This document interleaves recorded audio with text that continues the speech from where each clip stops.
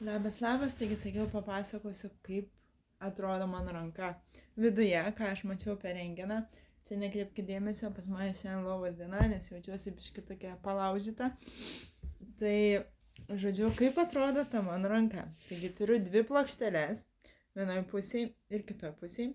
Vis tokios viena trumpesnė, kita ilgesnė. Ir susuktos tokiais varžtais. Kad susuks varžtais, aš šitą girdėjau, pas mane yra 16, jeigu aš neklystu, varžtų.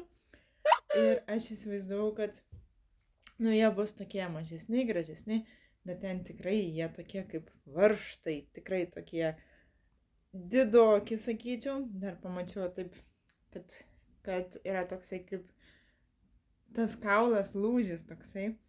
Ir matosi ta tokia kaip linija. Tai sakė, dar čia turėtų kaip ir gyt.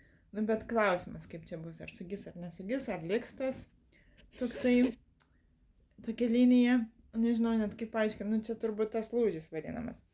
Tai va, tai dabar man sakė, kad pusę metų, jeigu man netrukdys, tai būti su tom plokštelėm, o tipo po pusės metų galima išimti.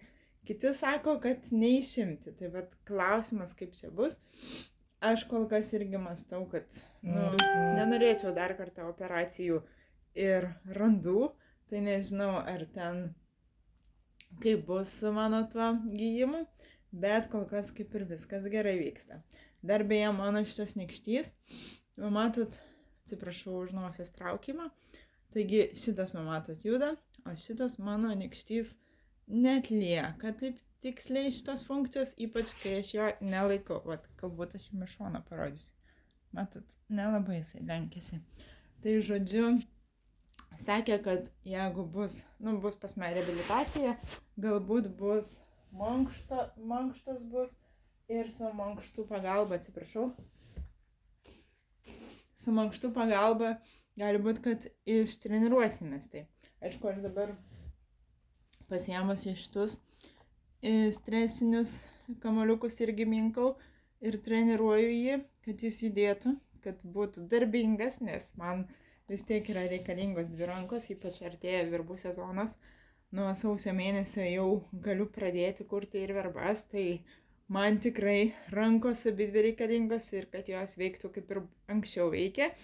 Tai va, tai viskas priklauso, kaip sakant, nuo darbo su ranka, nes man sakė, kad lenkti jau šitaip jau galima. Na ir šitus pirštus irgi daryti mankštas irgi. Čia nekreipkite irgi dėmesio, bandžiau valyti ir su nagų valikliu, neatsivalo, tai nežinau, tikriausiai reikės bandyti, kad tiesiog nuaugtų, tai, nežinau, žodžiu.